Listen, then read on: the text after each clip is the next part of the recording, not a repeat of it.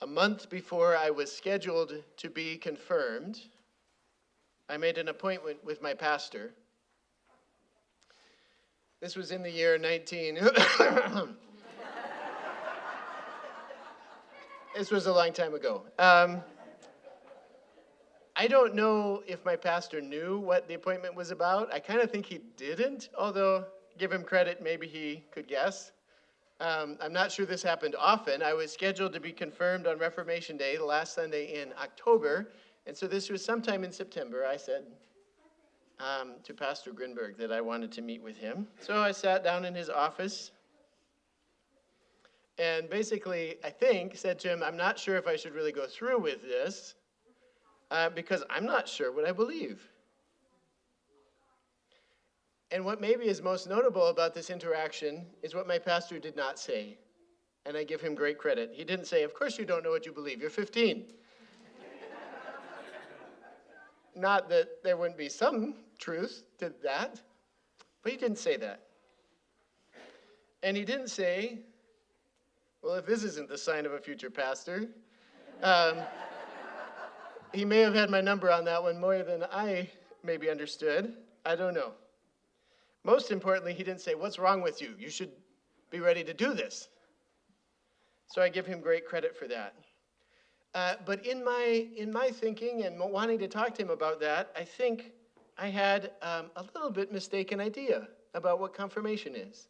Not an entirely mistaken idea, but for me it was all about what I believe and standing up and we say confessing the faith or maybe professing the faith. And we do that as part of confirmation. It's important. Knowing what we believe, beginning to articulate that. In fact, using the Apostles' Creed, that articulation of the faith of the church. But what I didn't understand about confirmation is really it's about a couple other things, even more than about belief and what I believe. It's about commitment, and it's about the gift of God. Because the proper name of confirmation, as you'll see in print today, and we'll speak of it, is affirmation of baptism. It is one of the times in our life when we stand up and affirm our baptism. We name again the gifts that we've received, and we recommit to this life following Jesus. So commitment and gift are much more important words today, I think, than statement or belief. Maybe you're wondering what my pastor did say. And I don't think he had warning, so he did pretty good. What I remember very distinctly is he said, you've seen a baptism. And what happens? The parents and the sponsors come and gather around the font, and they make certain promises.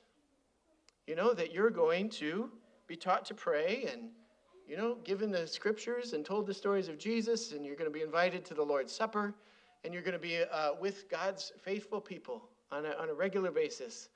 And then the congregation joins in and says, yes, we're going to help with that. You've seen that? And I said, yes. He says, well, have they done that?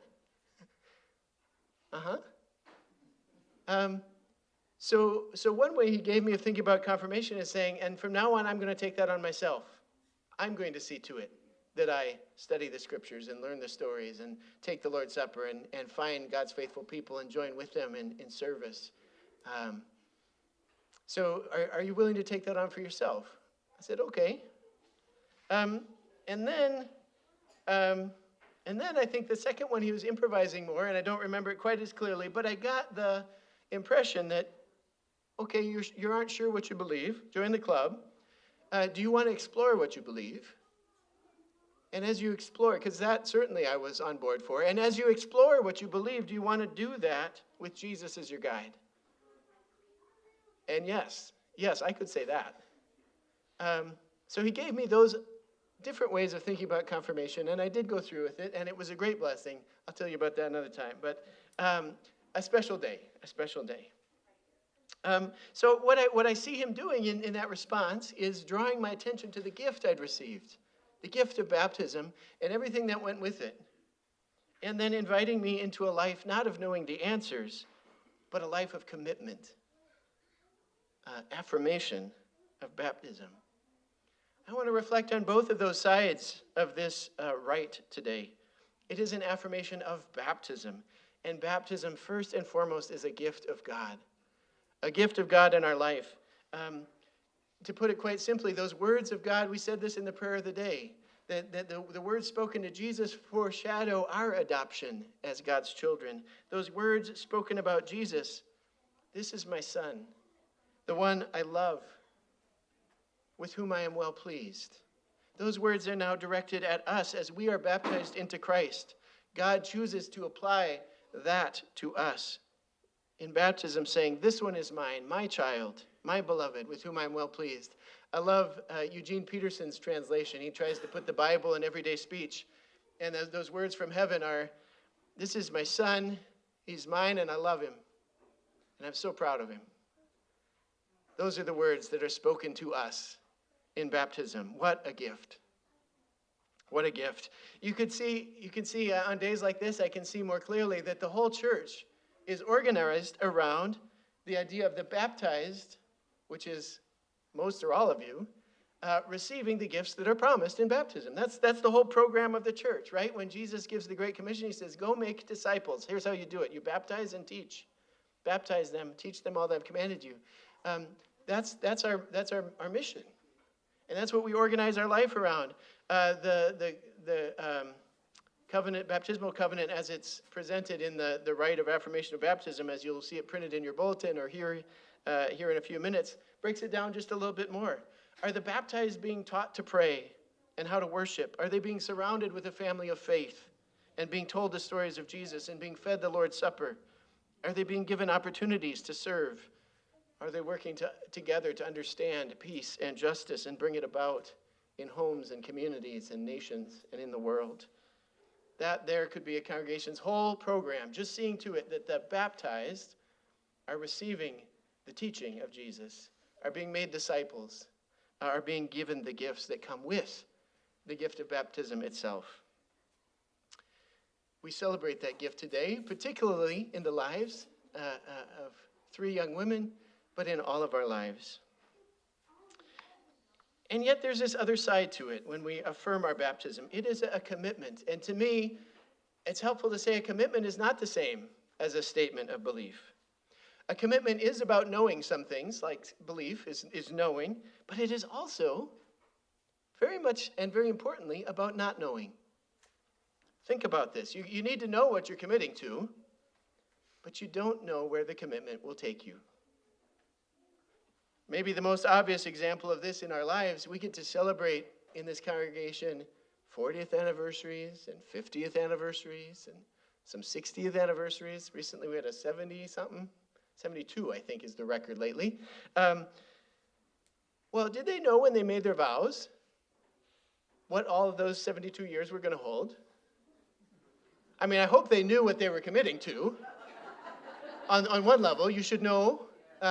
In fact, as an officiant, I'm not supposed to sign the papers if I don't think people are, of sound mind in that moment. But did they know what those years would hold? Of course not. Commitment is about knowing and not knowing what you're committing to. The disciples, here's an example, right?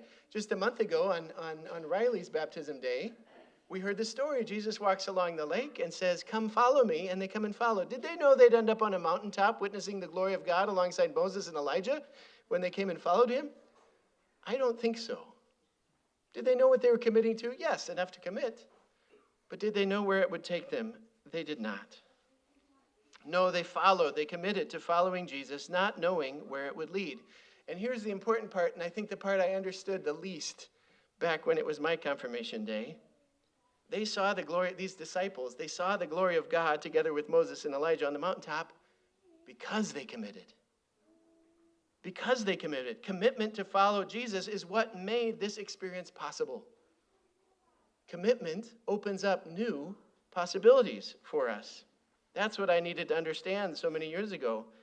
I thought you figured out who you were and what you believed first. Get that all squared away. And then you start making commitments. But that is not how it happens. Baptism is about receiving who you are as a gift of God. Here's who you are, says God. You're mine. you're my child, you're my beloved, and I'm so proud of you. You receive who you are as a gift, and then you start making commitments, and that is what will shape who you will become. Confirmation comes at a special time in life. The church has settled on this time of life, the transition into adulthood, in some ways maybe the beginning of the transition into adulthood. I think it's so important, though, because it's a period of life when a lot of potential commitments start coming at you fast. Who do you want to be? You know, if you're starting out high school, our three today are ninth graders. You start thinking about, well, are you going to go to school somewhere after high school? If so, where?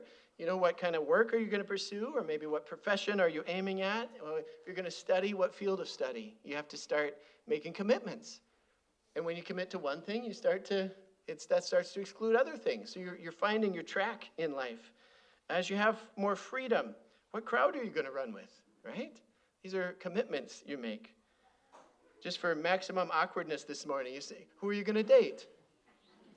Will you marry? If so, who? If so, how soon? Do you want to be a parent? All these commitments, where do you want to live? What are your core values and commitments?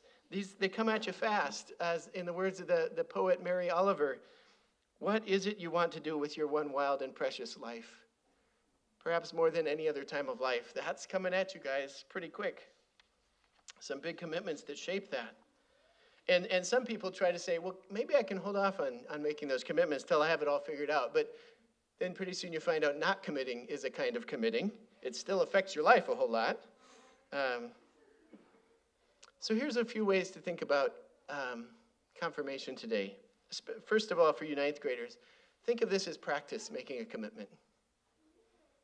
I don't know what I believe, not entirely anyway, you might be thinking, but I want to walk this way with Jesus and engage with the faith of the church and see where it takes me. Practice making a commitment, because like I said, there's a lot more coming. See how this feels. Or maybe more importantly, think today and make a first commitment. Right? Getting the first one right is often the key. I'll follow Jesus. I'll follow Jesus and let that guide me as I figure out what other commitments I might make in the years and decades ahead. And folks, after the hymn, we're going to call these folks forward and begin the service of affirmation of baptism. But this is never just about the people up front. You figured that out, right? Many of you are baptized. All of you can be. So this is for you. All of you can reflect again on the gift. And all of you can revisit your commitment and what that means. So hear the gift again. God says to you, you are my child, my beloved. I'm so pleased with you. And then hear again the call to follow Jesus. And if you intend to walk the next chapter with him and see where it takes you, then please respond. I do, and I ask God to help and guide me. I do. I ask God to help and guide me. Amen.